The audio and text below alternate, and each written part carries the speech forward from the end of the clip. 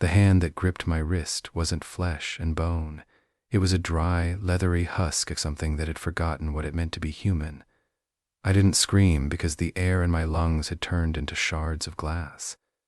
I simply stared at the gray, wrinkled fingers closing around my wrist as they pulled me toward the gap behind the peeling wallpaper. It was only then, in the absolute silence of the dormitory hallway, that I realized the thing wasn't just moving me. It was pulling me into a space that shouldn't exist according to the blueprints I had been holding just minutes before. I am writing this because my hands are shaking so violently I can barely hold the pen, but I need to record what happened in room 412. If anyone finds this notebook in the debris of the renovation, if the construction crews find it under the floorboards or inside the wall cavity, you must understand. Do not stay past sunset. Do not enter the corridor near the north wing. Some places are not meant to be renovated because some things are held in place by the very decay that we seek to remove. My name is Alina.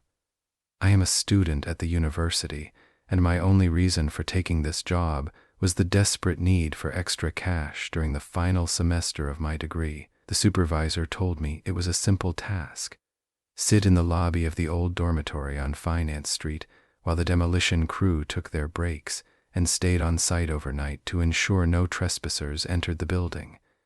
It was supposed to be a boring, mundane job. The dormitory was a relic of the 1920s, a stone monolith that had been neglected for decades, waiting for its turn to be gutted and turned into luxury apartments. The first night was actually quite peaceful. The air smelled of old dust, pulverized lime, and heavy dampness. I sat in a folding chair, sipping lukewarm coffee while the workers hammered away at the masonry outside. They were loud, and their presence was comforting. They spoke of the building's history, how it had housed students for generations, and how it was finally time to bring it into the modern age. But the second night was different. The construction crew had been told I would be there alone during a scheduled power outage for some heavy equipment maintenance. By 9:00 p.m., the workers had left, and the heavy machinery had fallen silent. The only sound was the hum of my flashlight and the distant groan of the building settling into its bones.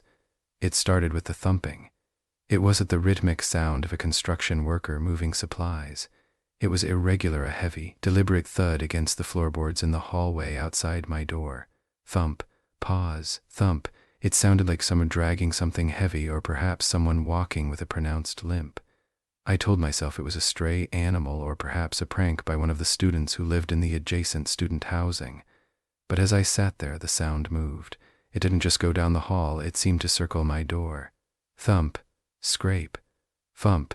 Then came the voices. They weren't words so much as they were a series of wet, gurgling sounds, like someone trying to speak through a throat full of fluid. I should have stayed in my chair. I should have ignored it and waited for morning. But curiosity is a poison that works slowly. I stood up, my shoes clicking on the linoleum, and peered out into the corridor. The beam of my flashlight cut through the hanging dust motes. The hallway was long and narrow, lined with heavy oak doors, most remarked with X signs to show they were slated for demolition.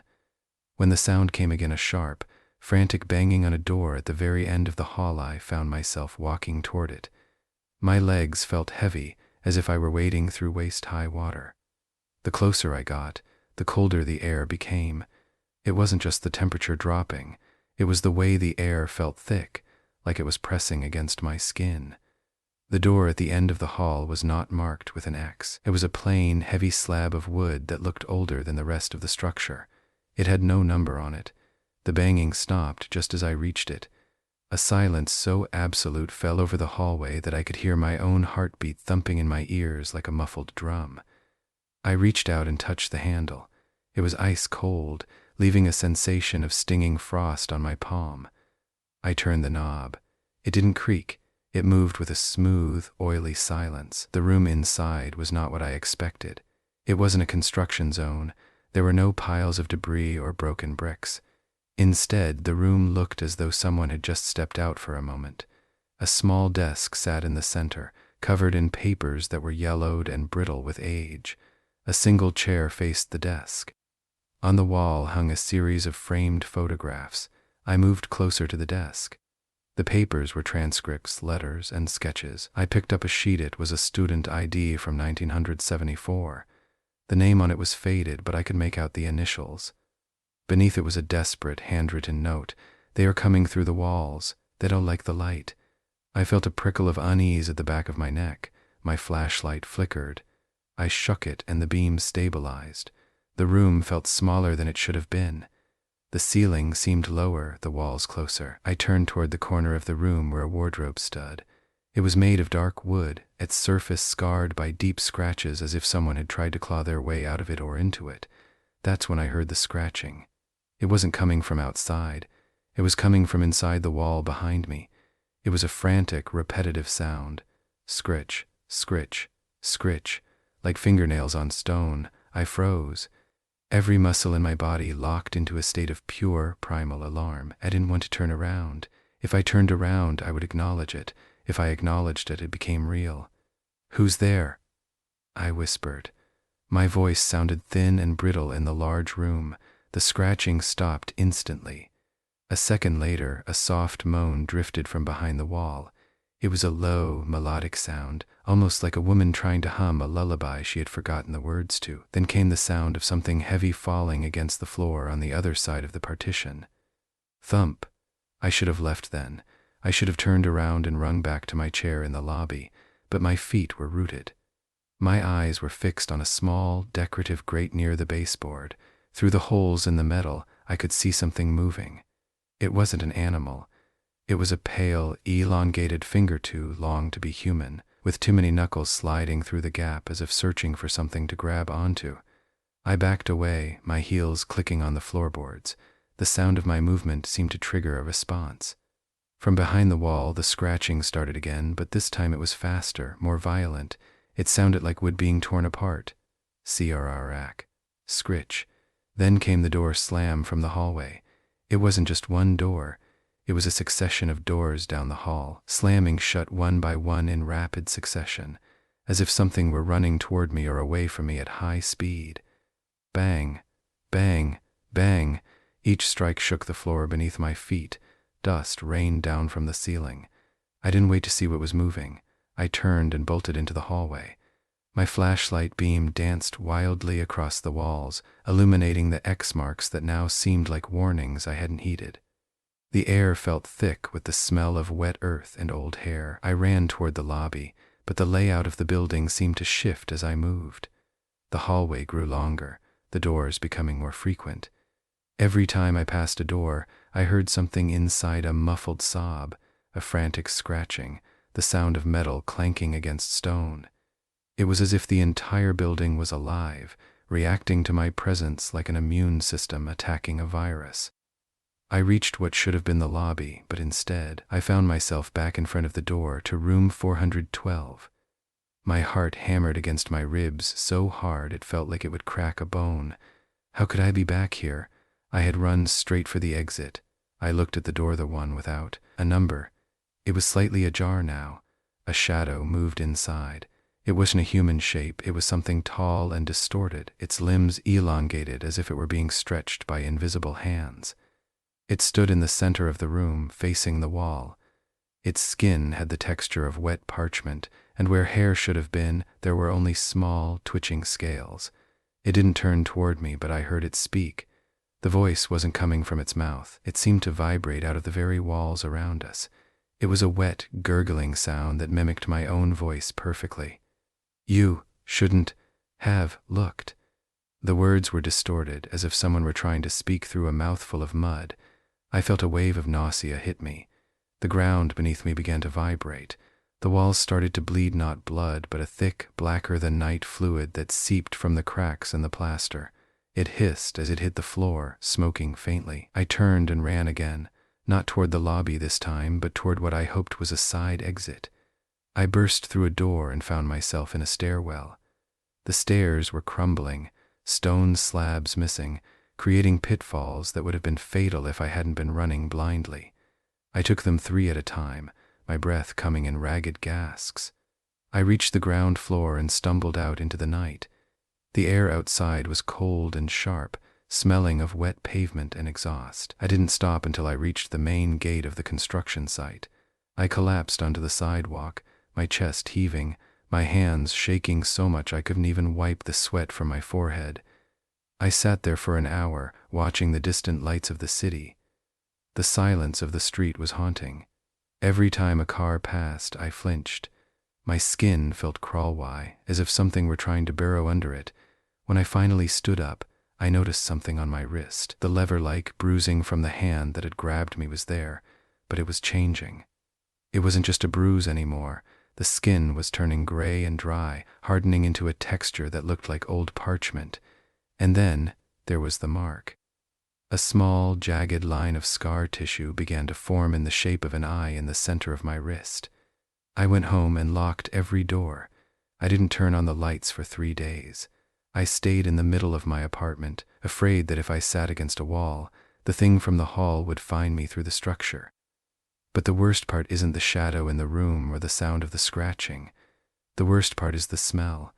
Even now, weeks later, no matter how much I scrub my skin or how many times I wash my clothes, I can still smell it. It's the smell of old, damp earth and rotting hair. And then there is the noise. At night, when the city falls silent, I can hear it. It doesn't come from outside. It comes from inside my own walls. It's a soft, rhythmic scratching. Scritch, scritch, scritch. It sounds like fingernails on stone. I look at my wrist every morning. The eye mark is getting larger, the edges of it becoming more defined. And sometimes, when I'm very still and the house is very quiet, I hear that same gurgling voice, not from the walls, but from just behind my own ear. It doesn't say, "You shouldn't have looked" anymore. Now, it just whispers a single word over and over again, as if it's practicing for something. Hush. I am writing this because I can feel the wall in my bedroom getting thinner. I can hear the scratching getting louder. The mark on my wrist is starting to itch, a deep, burning itch that feels like something underneath the skin is trying to unfold itself. If you find this note, do not go to Finance Street. Do not look for room 412. Some doors are closed for a reason, and some rooms are hidden because they contain things that were never meant to be discovered by the living. If you hear someone calling your name from behind a blank wall, do not answer. If you see a room without a number, do not enter it. Because once you see what is inside, it knows you have seen it. And once it knows you've seen it, it can find its way to you through any door, any window, and even through the skin of your own body. The scratching in my wall just stopped. I hear a soft, might sound the sound of something heavy shifting on the other side of the plaster. It's moving toward the corner where my bed is. I can see the wallpaper bubbling slightly now, as if something is pushing against it from behind. The air in the room has grown heavy and cold, and the smell of damp earth is filling my nose. I am sitting on the floor, my back against the far wall, watching the crack in the plaster start to widen. I can see a sliver of something gray and textured peeking through. It looks like leather.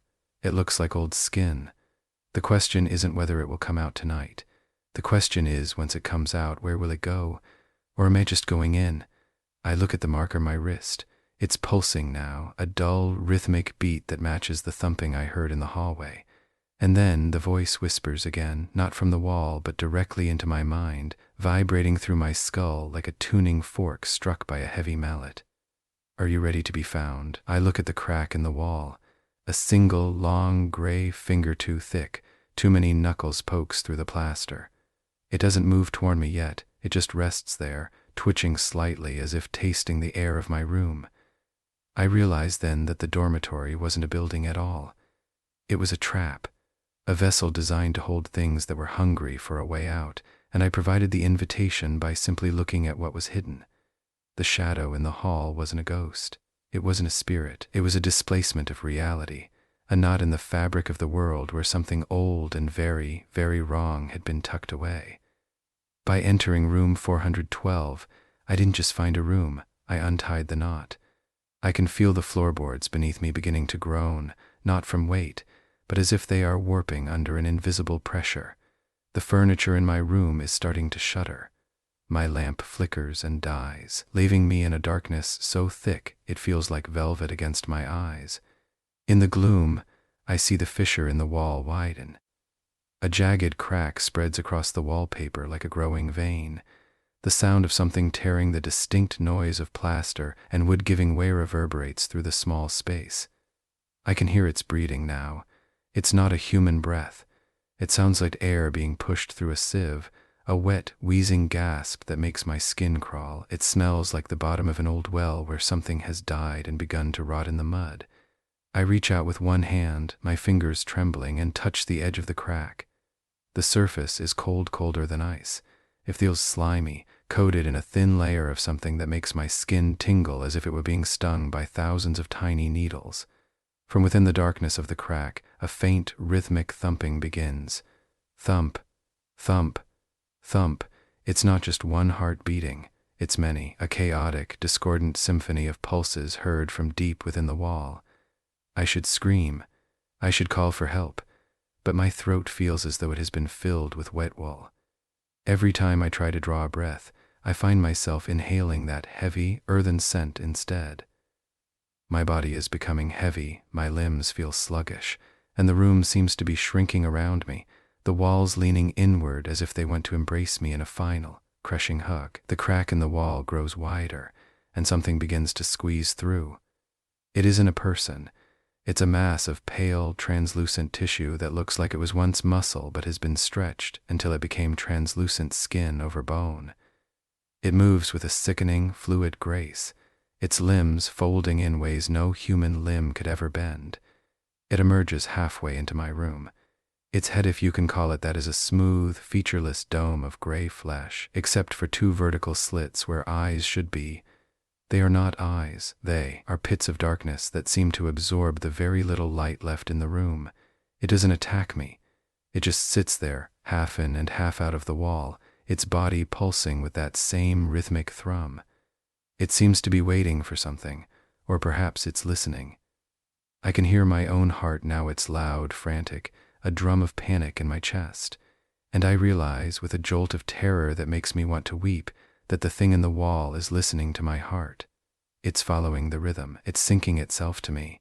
The mark on my wrist begins to glow with a dull, sickly light. Not light from a source, but a bioluminescent shimmer that comes from beneath the skin. The slit of the eye in the center of my wrist opens wide. I feel a sharp, stabbing pain as if something is trying to push its way out from the inside of my arm. I look at the thing in the wall again. One of those slits in its head opens. It doesn't produce a sound, but I hear a thought, a cold, invasive thought that isn't mine. Finally, the word doesn't come from its mouth. It echoes inside my skull like a bell struck underwater. I realize then that the dormitory wasn't just holding them in. It was a bridge. Each time someone entered a room like 412, they were being caught, they were being traded. The person who disappeared in 1974 isn't gone. They are part of the wall now. They are the texture of the plaster. They are the reason the wood is so dark and heavy. They were exchanged for something else that wanted to be seen. I look at my hands, and I see the skin beginning to turn gray. The pallor is spreading from my wrist toward my fingers, turning them into something stiff and leathery. My fingernails are darkening, becoming thick and jagged like claws. The thing in the wall moves fully into my room. It stands up on two long, spindly legs that click against the floorboards. It doesn't have a face, but it has a presence, a heavy, suffocating weight of intention. It takes a step toward me. Each movement is accompanied by a wet, squelching sound as if its muscles are rubbing against itself like raw meat. It doesn't move fast. It doesn't need to. The room is small, and there is nowhere for me to go. The air is getting thinner with every step it takes toward me. I can feel the oxygen being replaced by that thick, earthy musk. I see its arm reach out. It's a long, spindled limb that seems to have too many joints. As it moves closer, I can see the skin of its forearm rippling, as if something inside it is trying to push through. I find myself wanting to scream again, but my mouth won't open. My jaw feels locked in place by a sudden contraction of muscle. I can only watch as the long fingers reach for me. They are just like the ones I saw in the story, long, gray, and terrifyingly steady. It doesn't grab my throat. It grabs my wrist.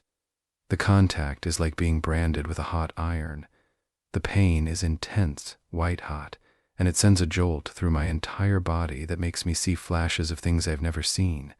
Old hallways filled with the smell of dust, children's voices lost in the wind, and the sound of heavy doors slamming shut over and over again for decades. I feel a sudden, violent tug on my arm.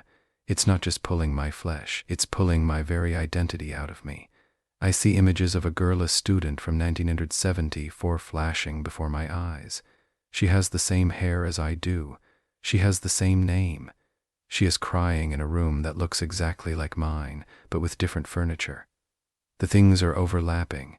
The past and the present are merging in the space between us.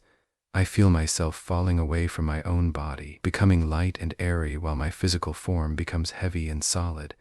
I see my own face on the girl's body, the fear, the confusion, and then I see her face on mine. My skin is turning into that gray, parchment-like substance. My bones are lengthening, shifting, cracking as they adapt to a new shape. The thing in the room isn't moving anymore. It's just standing there, its head tilted as if it's enjoying the transition. I can hear it now, not as a thought, but as a muffled sound from its head, a sigh of satisfaction. I look at my hands one last time. They are no longer mine. They are long and pale, the skin becoming thick and dry. I try to move them, and they respond with a strange, fluid motion that feels alien to my muscles. The room is changing again. The walls are turning from white paint to gray stone. The floorboards are becoming ancient wood. The smell of dust and old paper is overwhelming. I can feel the weight of the years pressing down on me, pinning me into a specific point in time. I look at the thing that was standing before me. It isn't a monster anymore. It's changing too. Its form is settling, becoming more solid, more human. The gray skin is smoothing over and its features are sharpening. It's taking on my face, my hair, my clothes. It takes a step toward the wall.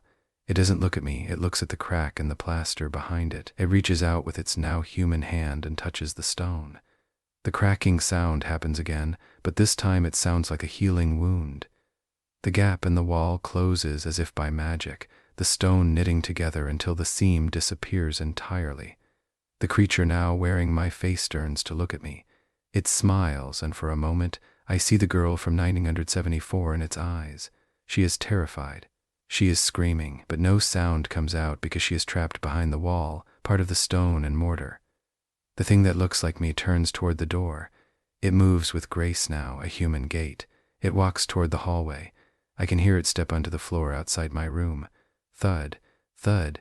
It stops in front of the other rooms. I hear it breathe a real human breath. Then it turns back to look at me one last time before it disappears into the corridor. It doesn't speak, but I feel its presence receding, like a heat source being moved away. I am left alone in the room, but the room is no longer mine. The air is heavy with the scent of old dust and centuries of stillness. My body feels massive. My limbs are too long for the space they occupy, and my skin feels tight as it hardens into something that isn't quite flesh. I try to speak, but my voice is no longer human. It is a dry, rattling sound that sounds like stones rubbing together. I try to scream, but all that comes out is a soft, wet gurgle. I look at the wall. Behind the plaster, I can hear someone else. They are crying, their voice thin and distant as if it's coming from miles away. I recognize the sound of their distress. It's the same fear I felt only minutes ago. The room is growing cold again. The smell of old hair and wet earth returns. I feel my consciousness beginning to drift, pulling back into the stone, settling into the cracks in the floorboards, and becoming a part of the architecture. I am becoming a memory. I see the door on the other side of the room. It is no longer mine. It is a door that will wait for someone else, someone who needs money, someone who likes old buildings, someone whose curiosity will outweigh their caution. The sun will rise in a few hours. The construction crew will return.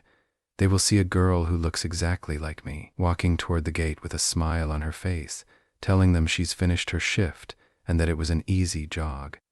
She will go home to a life I no longer have, and I will stay here, in the room without a number, waiting for the next person to listen to the scratching behind the wall.